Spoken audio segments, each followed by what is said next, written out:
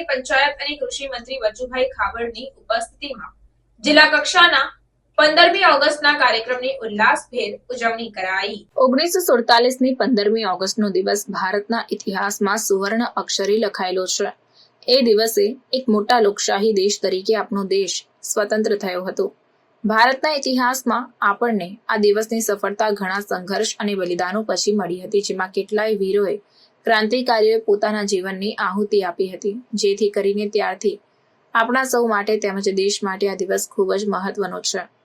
દાહોદ જિલ્લાના દેવગઢ બારિયા ખાતે સ્વર્ગીય જયદીપસિંહજી રમતગમત સંકુલ ખાતે જિલ્લા કક્ષાના 15મી ઓગસ્ટ દિવસની ઉજવણી પંચાયત અને કૃષિ મંત્રી વજુભાઈ ખાબડની અધ્યક્ષતામાં તેમજ કલેક્ટર યોગેશ નિર્ગુડેની ઉપસ્થિતિમાં કરવામાં આવી હતી।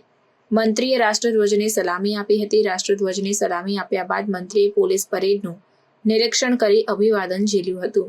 મંત્રીએ પ્રાસંગિક ઉદ્બોધન આપતા કહ્યું કે આપણા દેશની માટીના કણ કણમાં શૂરવીરતા તેમજ સાહસની ગાથા વર્ણાયેલી છે। આપણા દેશે કેટલાય વર્ષો સુધી ગુલામી સહન કરી છે, તે માટે ગુલામીમાંથી દેશને મુક્ત કરવા માટે આપણા વીર શહીદોએ પોતાના જીવનનું હસતા હસતા બલિદાન આપ્યું છે।